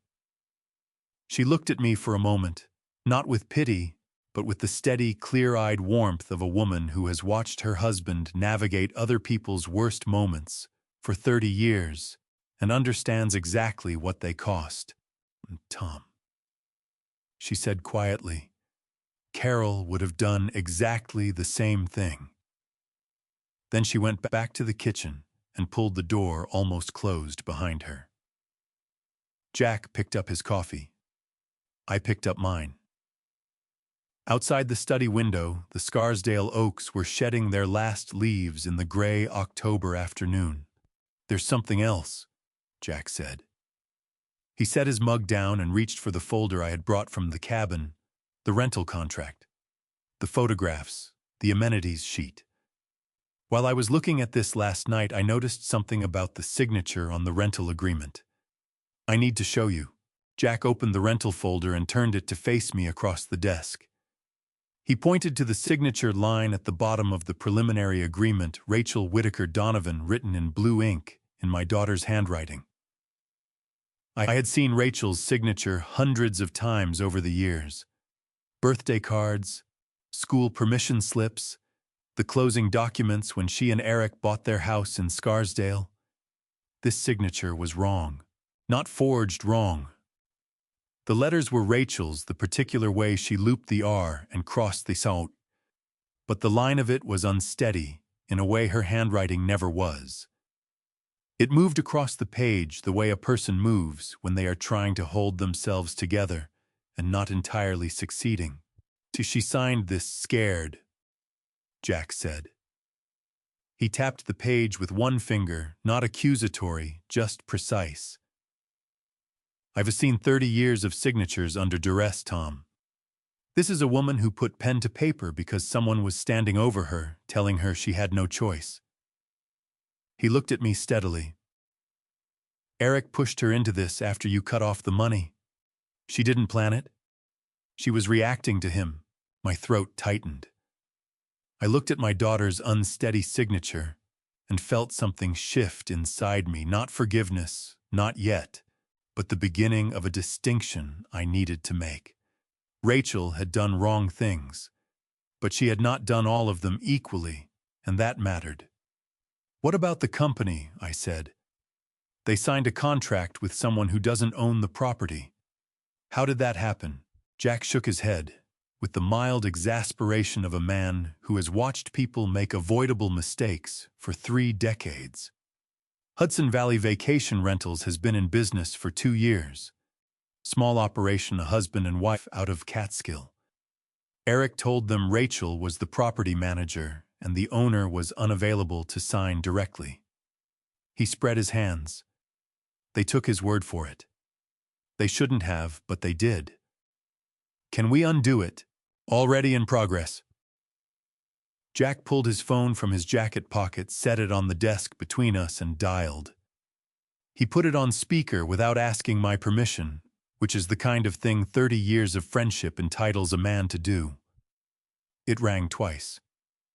A woman answered, cheerful, a little breathless, the sound of someone running a small business from a home office. Hudson Valley Vacation Rentals, this is Pam. Pam, this is Jack Mercer.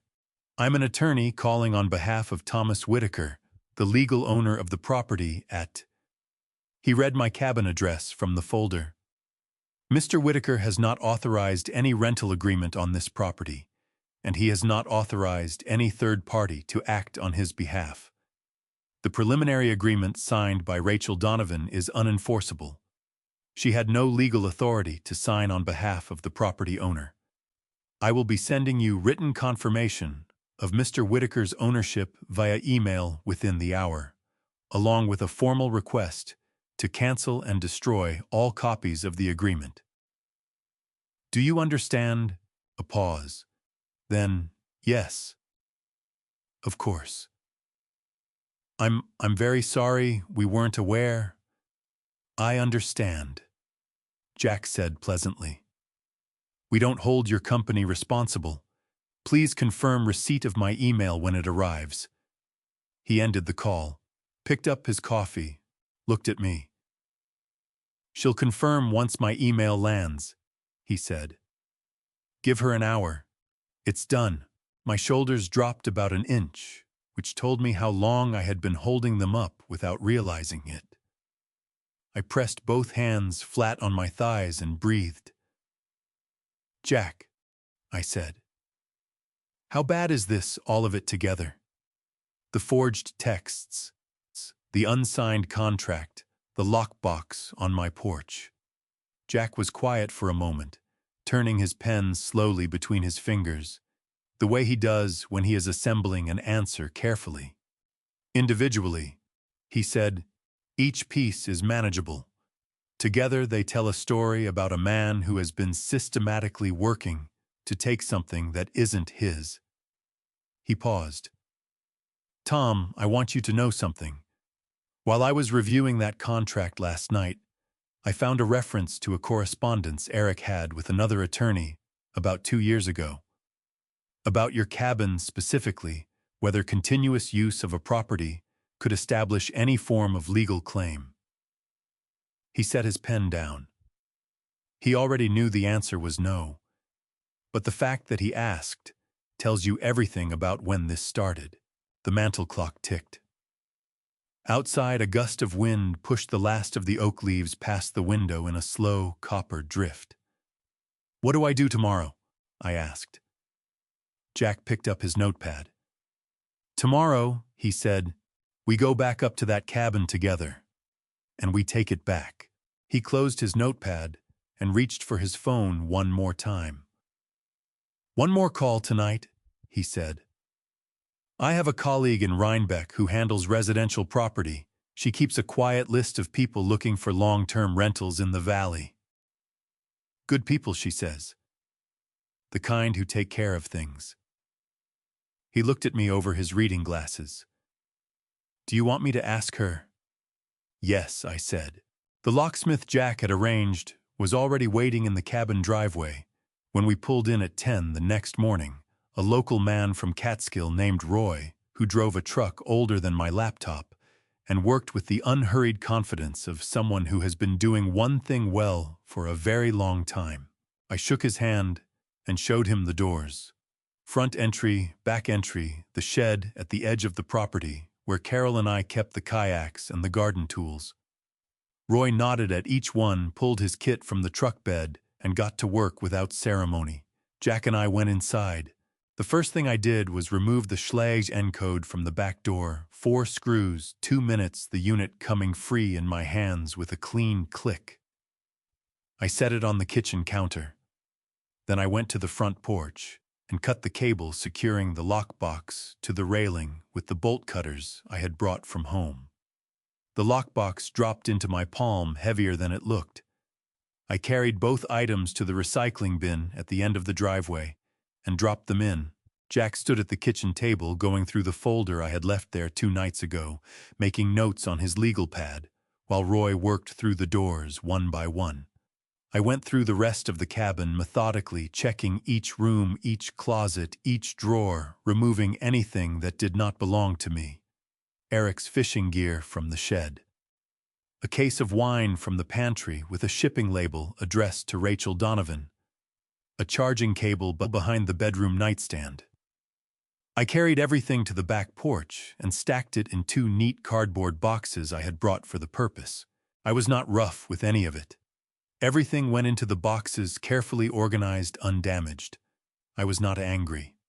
I was precise. By noon, Roy had finished. 3 new deadbolts, 3 new sets of keys, the locks solid and bright in the autumn light. I tested each one. Then I signed Roy's invoice, shook his hand again, and watched him drive back down the mountain road. Jack and I ate sandwiches on the front porch, turkey on wheat, which Diane had packed for us without being asked, wrapped in wax paper the way she always did. We ate without talking much, looking out at the lake through the bare trees, the water dark and still in the midday light. "Carol chose this place well," Jack said. "She chose everything well," I said. At 2 o'clock, a silver Subaru came up the driveway. Patricia and Gerald Oakes were in their late 60s, Gerald tall and unhurried. Patricia small and bright-eyed, both of them wearing the comfortable clothes of people who have stopped caring about appearances and started caring about everything else. They had retired from Hoboken 3 years ago and were looking, Patricia explained as she climbed the porch steps, for somewhere quiet to spend the summers. Somewhere with water and trees and not too many people. I showed them through the cabin room by room. Gerald asked about the kayaks and the depth of the lake.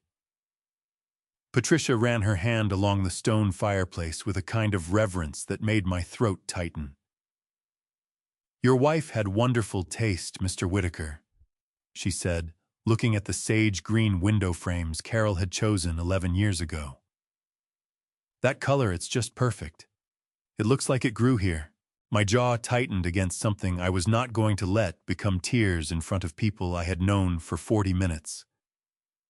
"That's exactly what she said when she picked it," I managed. Patricia looked at me with the direct, uncomplicated warmth of a woman who has lived long enough to recognize grief when she sees it and knows better than to look away from it. "She sounds like she was a remarkable person," she said. "She was," I said. "She really was."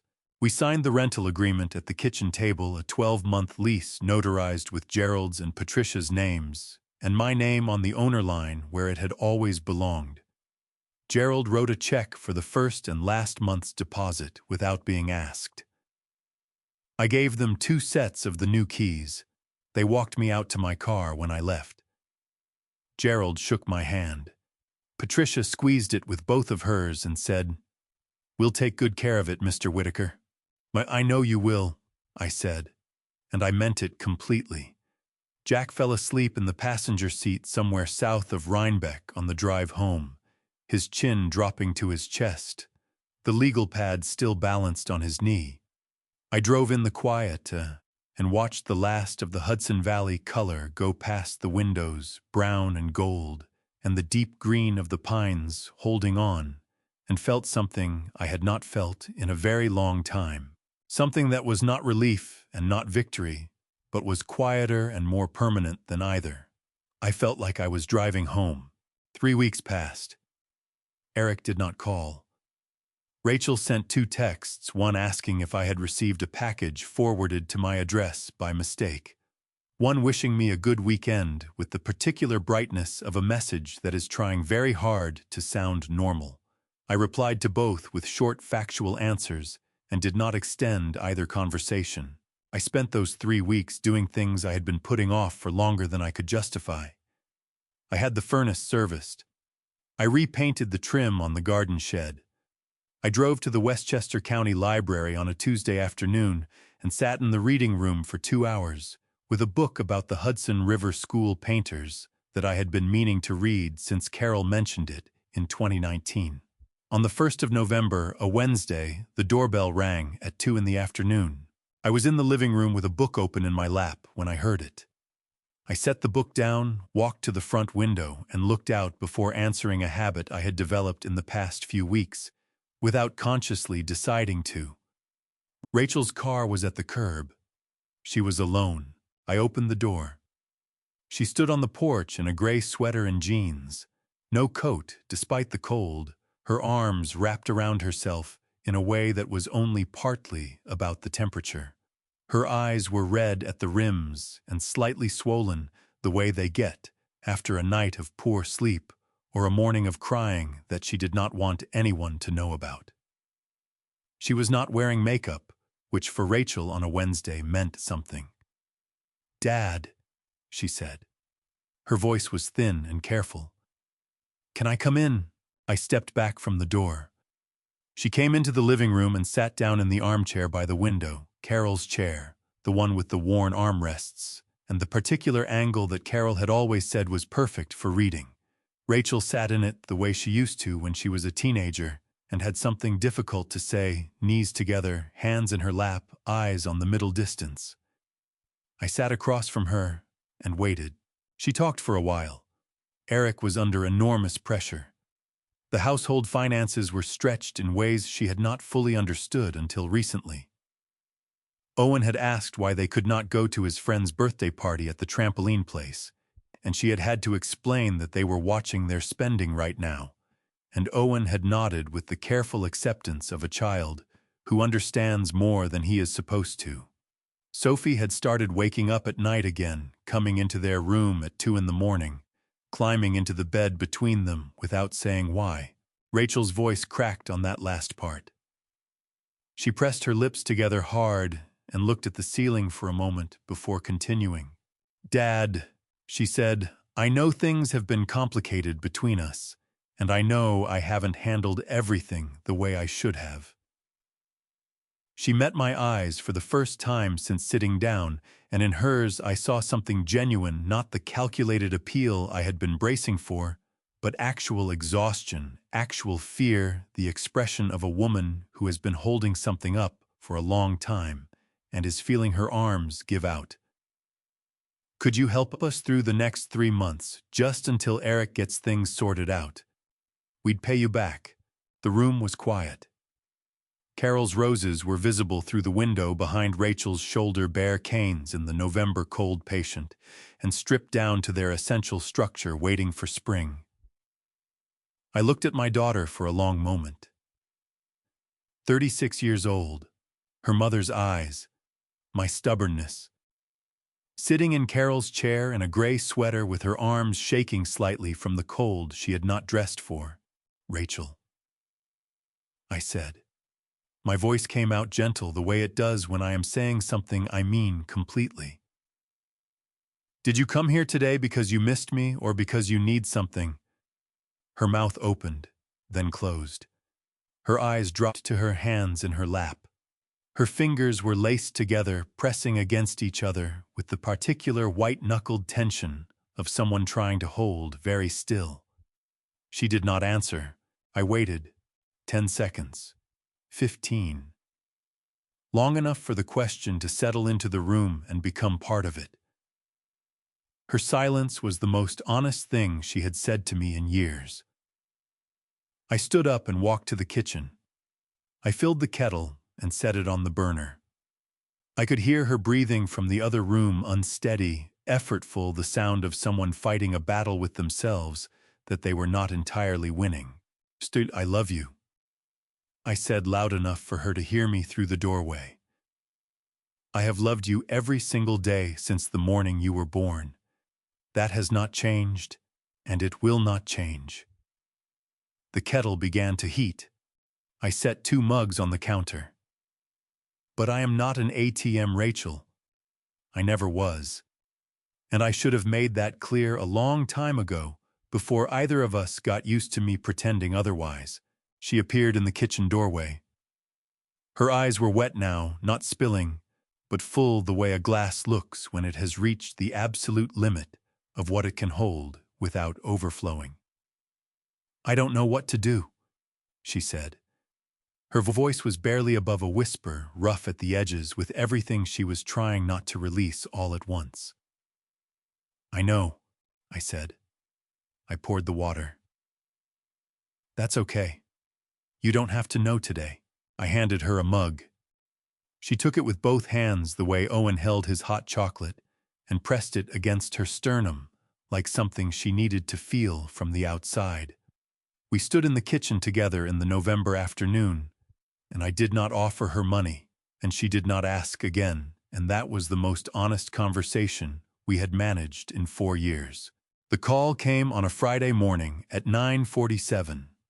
I was at the kitchen table with my coffee and the Westchester Journal working through the crossword the way I do on Friday mornings in pen, because Carol always said doing it in pencil was cheating, and some habits outlast the people who install them. The phone buzzed on the table beside me, an unknown number with a 518 area code. "Hudson Valley," I answered. "Tom." Eric's voice was tight and controlled in the way of a man who is furious and has decided that fury is not the most useful tool available to him right now. "There's a problem with the cabin lock. My key isn't working." I set my pen down on the crossword. "The locks were changed, Eric." A pause. "Changed." He repeated the word the way people repeat words when they are buying themselves a second to recalibrate. "When?" "3 weeks ago." "Tom!" His voice dropped a register, taking on the tone he used in professional settings, measured reasonable, the sales director voice. "I have people here. We drove up this morning for the weekend. 9 of us." "I see," I said. "The key isn't working on either door. There's a car in the driveway I don't recognize, and the lights are on inside." Another pause, shorter this time, with an edge underneath it. "Did you rent the cabin out?" "I did," I said. "To a retired couple from Hoboken. They signed a 12-month lease in October." The silence on his end lasted 4 full seconds. I could hear wind in the background, the sound of car doors' voices asking each other what was happening. "Tom." The sales director voice was gone. What replaced it was rawer and less managed. "We have been coming to that cabin every November for 6 years. You cannot just, there are 9 people standing in a parking lot right now. Do you understand how this looks?" "I imagine it looks inconvenient," I said. "It looks insane." His voice cracked on the last word, the crack of a man who has just realized that the ground he was standing on was not as solid as he believed. Just tell me there's a spare key somewhere. Under the mat in the shed. There is no spare key for you, Eric, I said. There is no key anywhere on that property that will open those locks for you. There never will be. The voices in the background had gone quieter. I could picture it 9 people standing on a gravel driveway in November. Breath fogging in the cold, watching Eric on the phone, waiting to understand why they had driven 2 hours north for a weekend that was not going to happen. "This is unbelievable," Eric said. His voice had dropped to something low and concentrated, the kind of voice that in a different context might precede a threat. "You are doing this on purpose. You are doing this to humiliate me." I picked up my coffee mug with my free hand. The ceramic was warm against my palm. I said, "Do you remember what you told your father on the night of my birthday?" "You were in the private dining room at Carmine's. You said, and I want to be precise here, because Jack Mercer wrote it down that night, and I have read it several times since you said, 'After tonight, he'll know exactly where he stands.'" I paused. "You were right. I do know where I stand. And I know where you stand. You told me I wasn't your family. So stop trying to live like I am." The line was very quiet. I could hear the wind. I could hear someone in the background, a woman's voice, asking Eric what was going on. I could hear Eric breathing short and shallow, the breath of a man absorbing something he had not prepared for. He did not respond. "Load your things back into your cars," I said. "Drive safe going home. And Eric, do not come back to that property. The tenants have my number, and they have been told to call the sheriff if anyone attempts to enter without authorization. Breaking and entering is a felony in New York State. I would hate for your weekend to get worse than it already is." I ended the call.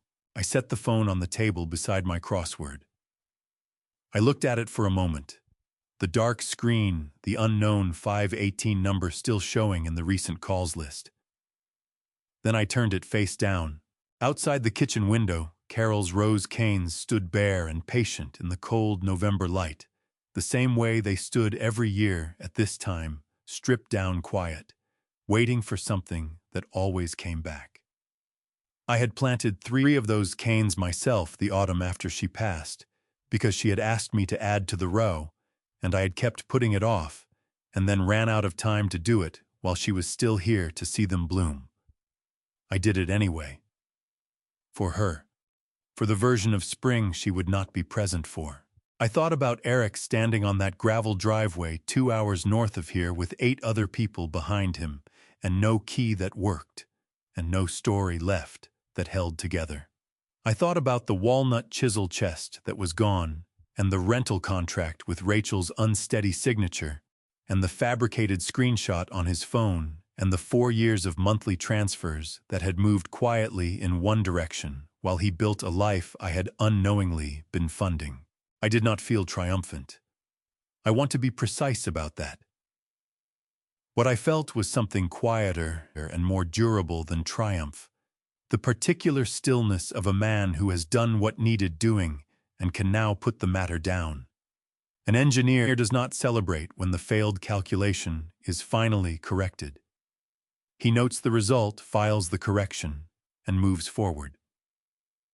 The satisfaction is in the accuracy, not the drama. I picked up my pen. I found my place in the crossword. 17 across 7 letters clue, reading what patience eventually becomes. I sat with it for a moment, tapping the pen once against the paper. Then I filled in the answer. CLARITY in pen. 6 weeks after the phone call that ended with 9 people standing in a gravel parking lot in Hudson Valley, Rachel called me from a number I didn't recognize. It was a Thursday morning in late December, cold and gray, the kind of day that makes Westchester feel like the end of something. I almost didn't answer. Then something in the back of my mind said, "Pick up," and I did.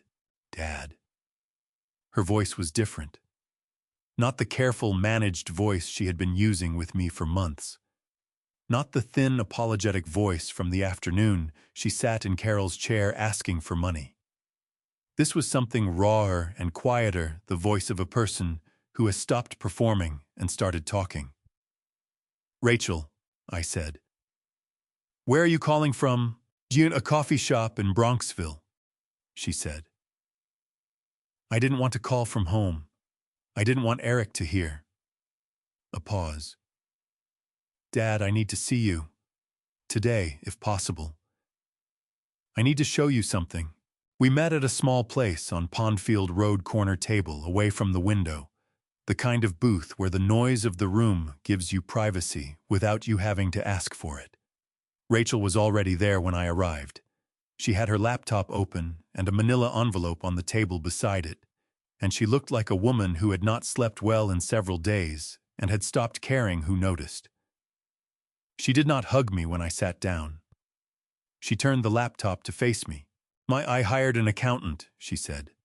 "An independent one. After the cabin, after everything I needed to understand what was actually happening with our money." Her jaw tightened. "Dad, the $800 a month. We found where it went." I looked at the screen. A spreadsheet color-coded 3 years of transactions broken into categories. Rachel had printed portions of it. The pages were in the manila envelope marked with yellow sticky notes in her handwriting. "3 accounts," she said. Her finger moved to a column on the right side of the screen. "Poker Stars, Bet Online, a third one I had never heard of. All offshore, all unlicensed to operate in New York State." She looked at me, and her eyes were dry and very steady in the way of someone who has already done their crying and come out the other side of it into something harder and more permanent. "He has been doing this for years, Dad, before we were married. He just got better at hiding it after we had the kids." My chest went very still. "The credit card," Rachel continued, "was in both our names.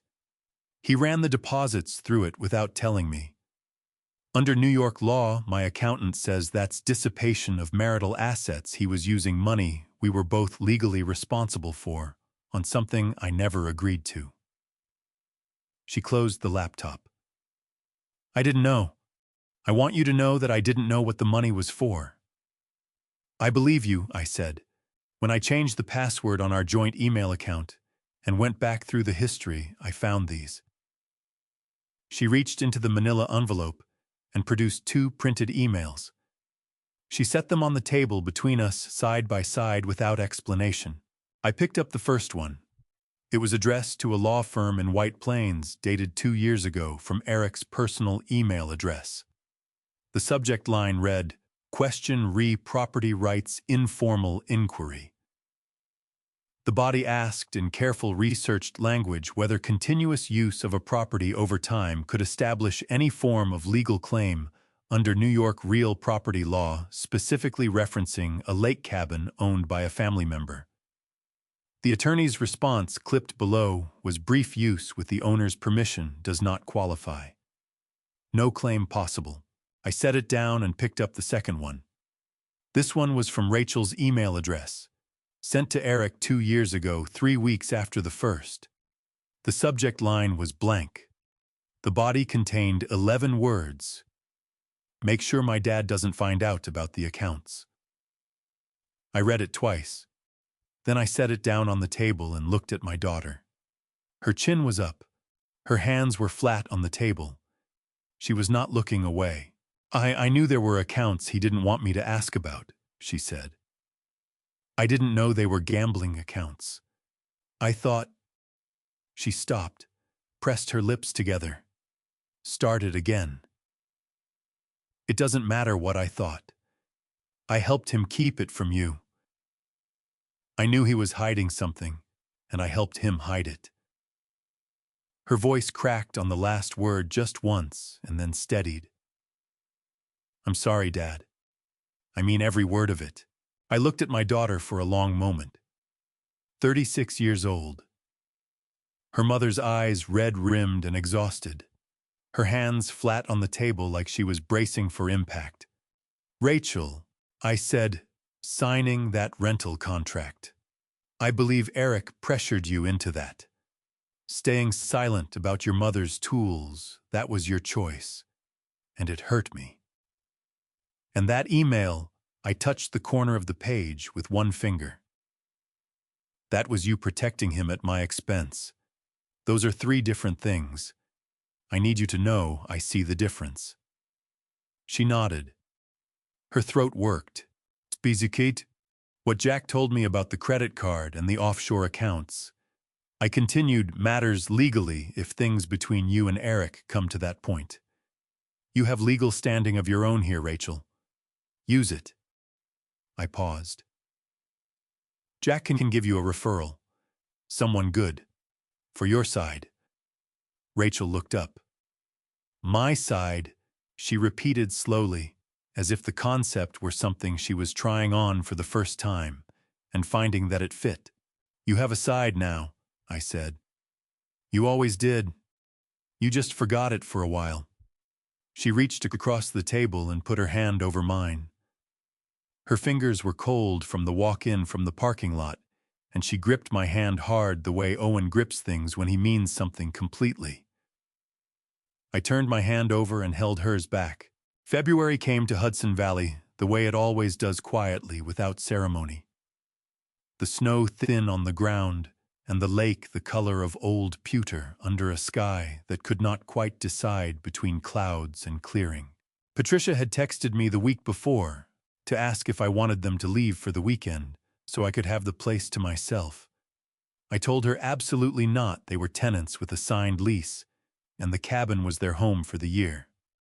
But she insisted on having me to lunch on Saturday, and I had driven up alone on Friday evening and slept in the loft, the way Carol and I used to when we wanted to wake up to the sound of the lake. I was sitting on the back porch with my coffee when Jack's car came up the driveway at 10 the next morning. He had driven up from Scarsdale alone. Diane was visiting her sister in Albany, and he came around the side of the house with his hands in his jacket pockets and his breath fogging in the cold, looking at the lake, the way people look at things they have missed without knowing it. "Patricia make coffee?" he asked. "She made a full pot," I said. "She also made something she called a breakfast casserole that I have been thinking about since 6 this morning." He sat down in the chair beside me. Patricia brought him coffee without being asked, patted his shoulder once, and went back inside with the quiet efficiency of a woman who understands when men need to sit outside in the cold and not be interrupted. Gerald was down at the dock with his fishing rod visible through the bare trees, a patient silhouette against the pewter water. I watched him cast and thought about how Carol would have liked them, both of them, but Patricia especially.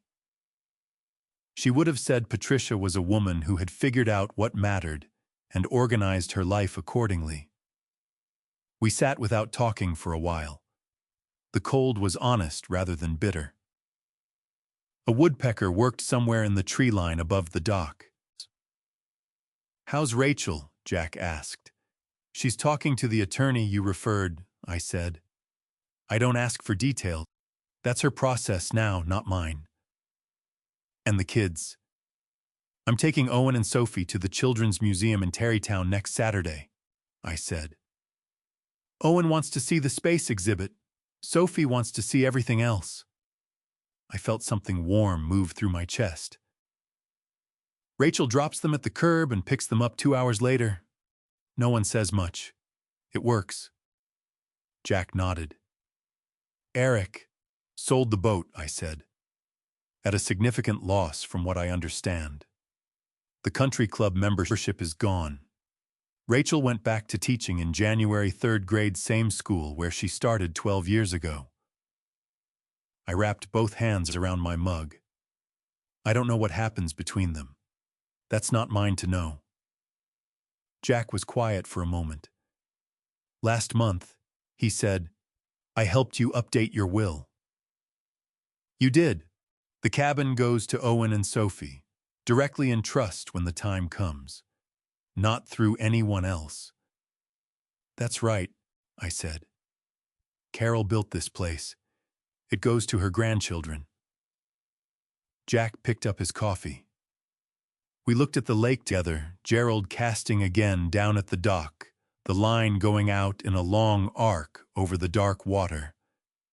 Tom, Jack said, do you regret it, any of it? Not walking through that door at Carmine's, the transfers, all of it. I thought about the question, the way I think about questions that deserve a real answer, slowly, without rushing toward the comfortable response. I thought about $100,000 moving in one direction for 4 years. I thought about the walnut chest, with the brass latch sitting empty on a shelf in a garage in Brooklyn, or sold again, or gone entirely. I thought about Rachel's unsteady signature on a contract she had signed, because a man she trusted had told her she had no choice. I thought about Owen asking why Grandpa didn't come to the house anymore, and the lie I had told him and the fact that it was the right lie at the right moment. I thought about Carol choosing the sage green for the window frames because she wanted the cabin to look like it had always belonged here. I regret that it took me 4 years to see it clearly, I said. I don't regret what I did when I finally did. Jack nodded once. You know what Carol would say, he said. I know exactly what Carol would say, I said. She'd say she told me so. And then she'd pour herself a glass of wine and let me sit with it. Jack laughed a real laugh, short and warm, the laugh of a man who had known Carol well enough to know that was exactly right. The woodpecker stopped. The lake was very still. Gerald reeled in his line and cast again in one smooth motion, and the line went out over the water and caught the pale winter light for just a moment before it settled. I had lost more than $100,000 learning the difference between helping someone and funding their disrespect. I had learned it while I still had time to update my will, time to take Owen to a space exhibit, time to sit on the back porch of Carol's cabin in February with my oldest friend and a cup of coffee, and the particular quiet of a life that finally belonged to me again. Carol used to say that a lake never lies. Whatever you put into it comes back to you reflected clear exactly as it is. I sat there until the sun broke through the clouds above the ridgeline and laid itself across the water in long, pale strips, and I thought that she was right. She was almost always right. I lost more than $100,000. But what I nearly lost was something money cannot replace: my dignity, Carol's cabin, and the truth about who I actually was. I was not a bad father. I was a father who confused generosity with love. I kept giving because giving felt like connection. It was not. It was just a subscription they never paid for. God gave me enough time to see the difference. I am grateful for that grace. My honest opinion: you cannot purchase respect. You should never have to. The people who truly love you show up not just when the account is full, but when the table is set and the food is getting cold. Do not wait for a birthday dinner that never comes to learn what I learned. These family stories, revenge moments, do not announce themselves. They build quietly, one small compromise at a time, until the foundation is gone before you notice it shifting. This kind of family drama revenge is not loud. It is slow and painful and deeply human. And when you finally see it clearly, the only thing left to do is close the door and take your life back. If this family drama revenge story moved something in, you leave a comment below. I read every single one. Share this with someone who needs to hear it today. And if you haven't already, please subscribe so you never miss a story like this one. Thank you for staying with me until the very end. Note: some stories on this channel include fictional elements built with care for the purpose of reflection and education. If that is not what you are looking for, please feel free to find content that serves you better. For those still here, I will see you in the next one.